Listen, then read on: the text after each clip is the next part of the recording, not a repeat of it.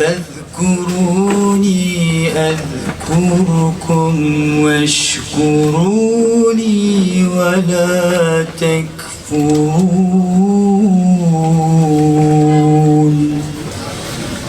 بل أحياء ولكن لا تشعرون. Bugün günlerden başbağlar.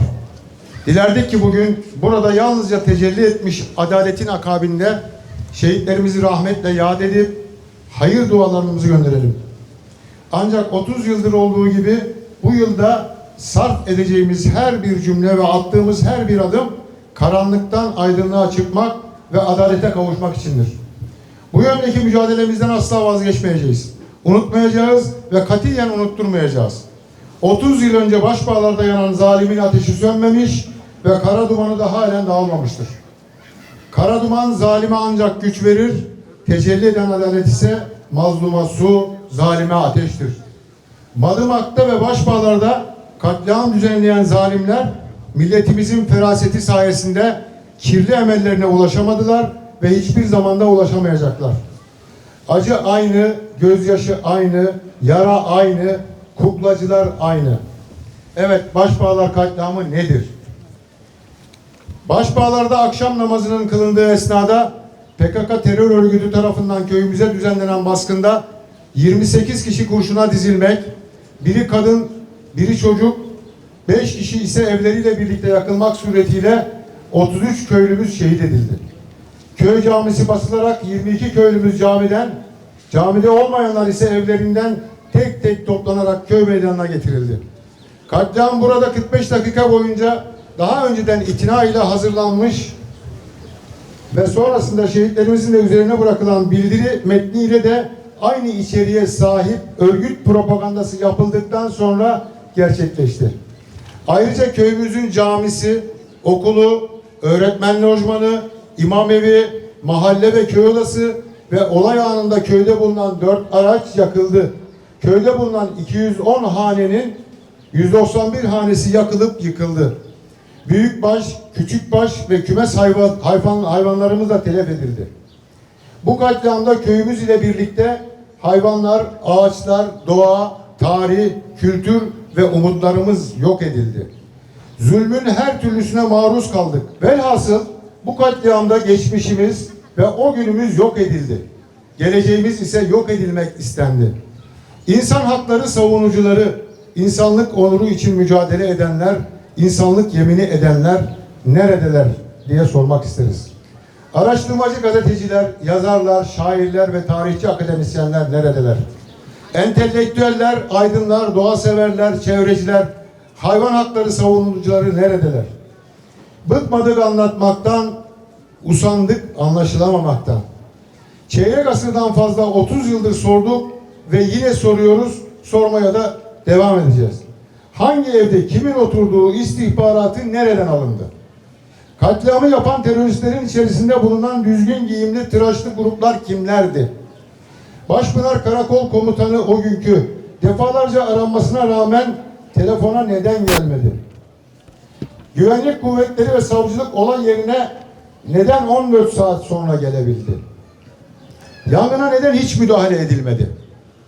Toplanan 585 boş Kalaşnikov kovanının balistik incelemesi neden yapılmadı? Cenazelere neden otopsi yapılmadı? Evde yanan 5 köylümüzün cenazesi neden iş makineleri ile arandı? Ve ne acıdır ki 5 köylümüzün cenazesine hiçbir zaman ulaşılamadı. Yakılan evlerin dozerle dümdüz edilmesinin sebebi ne olabilirdi?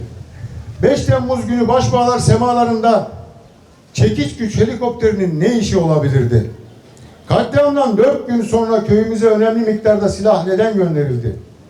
Bu silahları getirerek istediğiniz gibi kullanın diyenler bizim de bir yerleri basmamızı mı istiyorlardı? Bu silahlar köylerimiz tarafından hiçbir şekilde teslim alınmadı. Daha sonra Tunceli'nin bize yakın köylerinden 16 kişiyi Kemaliye Jandarması köyümüzün içinden gözümüze sokarcasına neden götürdü? Bir gün sonra hepsi neden serbest bırakıldı? 16 Temmuz 1993 günü Kadın ve Aileden Sorumlu Devlet Bakanı gelmişti. Sanıkları kastederek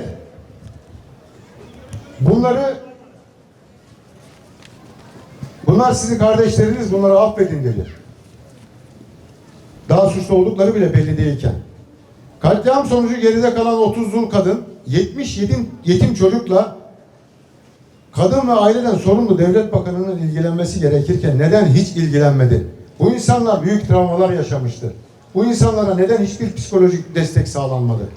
Tanıklar ile sanıklar neden hiçbir zaman yüzleştirilmedi? İtirafçı sanık mahkemeye 1 yıl sonra getirildiğinde verdiği kod ve gerçek isimler üzerinde neden hiç durulmadı?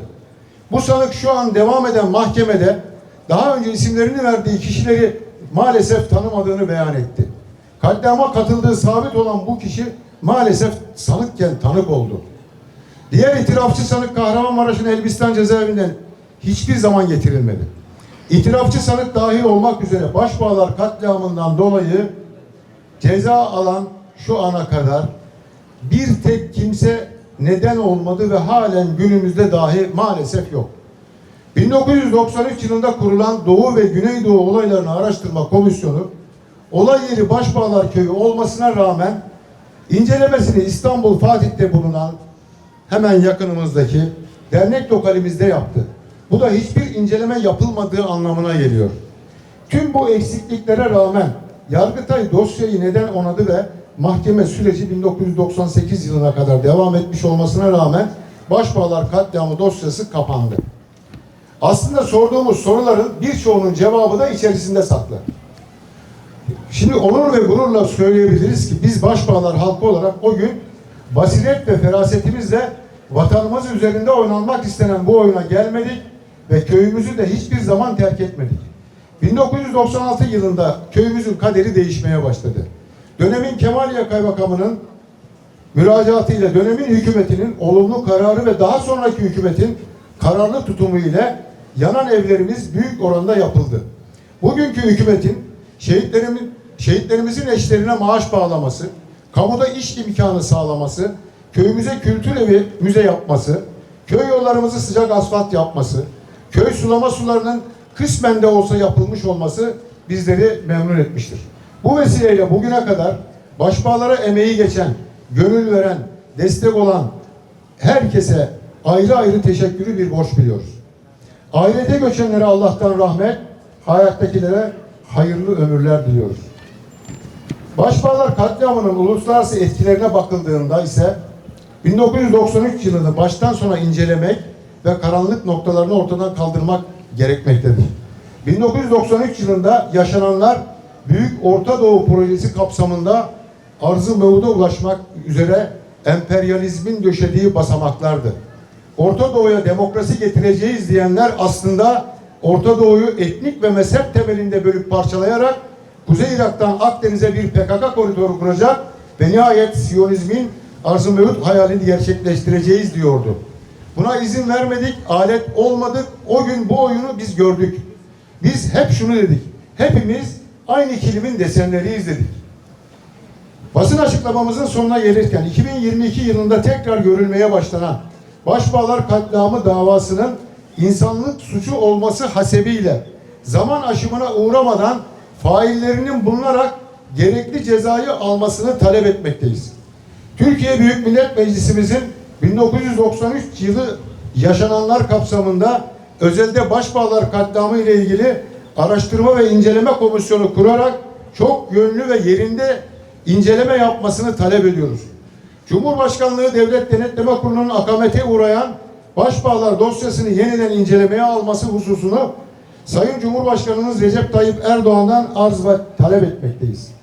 Bizler zulüm kimden gelirse gelsin ve kime yönelik olursa olsun karşısında durmaya devam edeceğiz. Bütün kuklacıların, teröristlerin, hamilerin ve zalimlerin canı cehenneme. Başbağlardan aldığınız yüreğimizi bize geri verin. Bize Başbağlarda eşleri, babaları ve oğulları katledildiğinden beri sürekli ağlayan dulların, yetimlerin ve anaların bomboş kalmış yüreğini bize geri verin. Başbağlar bir çığlık, Başbağlar bir ağıt, Başbağlar yüreğimizde bir kezzap yarasıdır. Bütün şehitlerimizi rahmetle anıyorum.